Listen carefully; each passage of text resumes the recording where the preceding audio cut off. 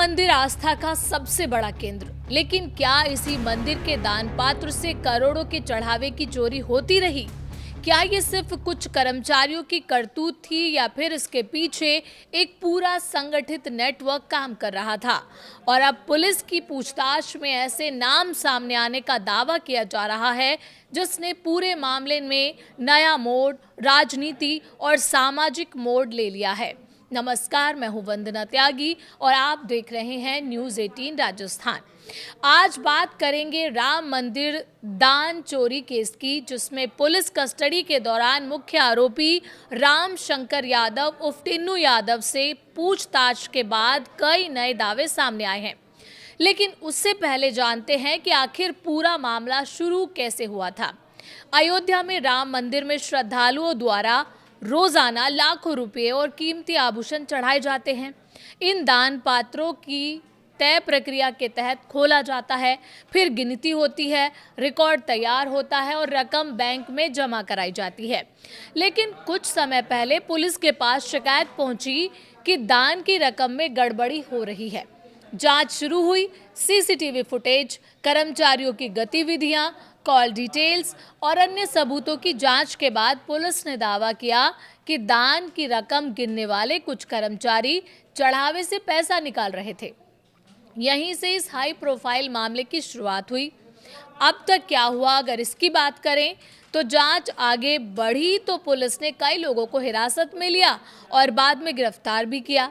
इसमें राम शंकर यादव उर्फ टिन्नू यादव, अनुकल्प मिश्रा, अविनाश शुक्ला समेत कई लोगों के नाम सामने आए। पुलिस का आरोप है कि ये लोग दान पात्रों से रकम निकालने और उसके बंटवारे में शामिल थे। हालांकि सभी आरोपियों का पक्ष अलग अलग रहा और मामला अभी जांच और न्याय प्रक्रिया में है। इसी दौरान टिन्नू यादव को 39 घंटे की पुलिस कस्टडी रिमांड पर लेकर गहन पूछताछ की गई है और यहीं से केस में नए दावों की एंट्री होती है। टिन्नू ने पूछताछ में क्या दावा किया? सूत्रों के हवाले से सामने आई जानकारी के मुताबिक शुरुआत में टिन्नू यादव खुद को निर्दोष बताता रहा। उसने चोरी का मुख्य जिम्मेदार दूसरे आरोपियों को बताने की कोशिश की, लेकिन जब पुलिस ने मोबाइल, चैट, कॉल डिटेल और अन्य आरोपियों के बयानों के आधार पर लगातार पूछताछ की तो दावा है कि वो टूट गया। पूछताछ में उसने कई ऐसे दावे किए जिनका पुलिस अब सत्यापन कर रही है। सबसे बड़ा दावा क्या है? सूत्रों के मुताबिक टिन्नू ने दावा किया है कि दान चोरी का काम कोई 1-2 दिन का नहीं था, बल्कि ये काफी लंबे समय से चल रहा था। उसका ये भी दावा है कि पूरा सिस्टम एक संगठित नेटवर्क की तरह काम करता था। हर व्यक्ति की अलग अलग जिम्मेदारी तय थी। कोई दान पात्र से रकम निकालता था, कोई निगरानी करता था, कोई हिसाब रखता था और फिर रकम का बंटवारा किया जाता था। भतीजे की एंट्री क्यों कराई गई? पूछताछ में एक और दिलचस्प दावा सामने आया। बताया गया कि टिन्नू को शक होने लगा था कि बाकी लोग उससे ज्यादा पैसे निकाल रहे हैं और उसे कम हिस्सा बता रहे हैं। इसके बाद उसने अपने ही भतीजे मनीष यादव को गणना कर्मचारी के रूप में तैनात करवाया।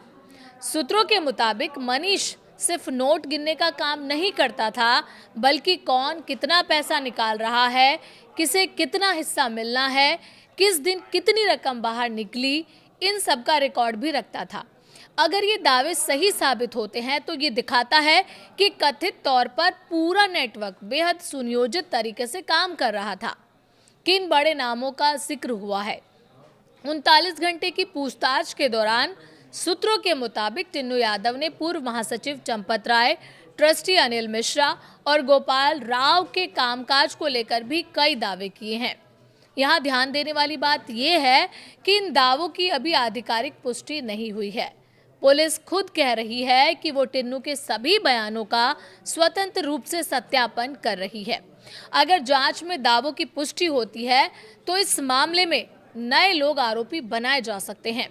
अगर पुष्टि नहीं होती है तो ये दावे जांच में टिक नहीं पाएंगे।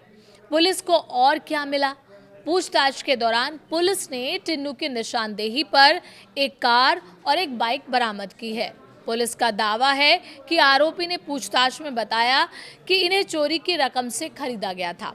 अब पुलिस इस बात की भी जांच कर रही है कि क्या चोरी की रकम से अन्य संपत्तियां भी खरीदी गई, क्या बेनामी संपत्तियां बनाई गई, क्या पैसे ब्याज पर भी लगाए गए। इन सभी पहलुओं की जांच जारी है। अब जांच किस दिशा में बढ़ रही है? पुलिस अब mobile call detail, chat records, bank लेन देन, सीसीटीवी और आरोपियों के बयानों का मिलान कर रही है। सूत्रों के मुताबिक कुछ बैंक कर्मचारियों समेत कई अन्य लोगों के नाम भी पूछताछ में सामने आए हैं।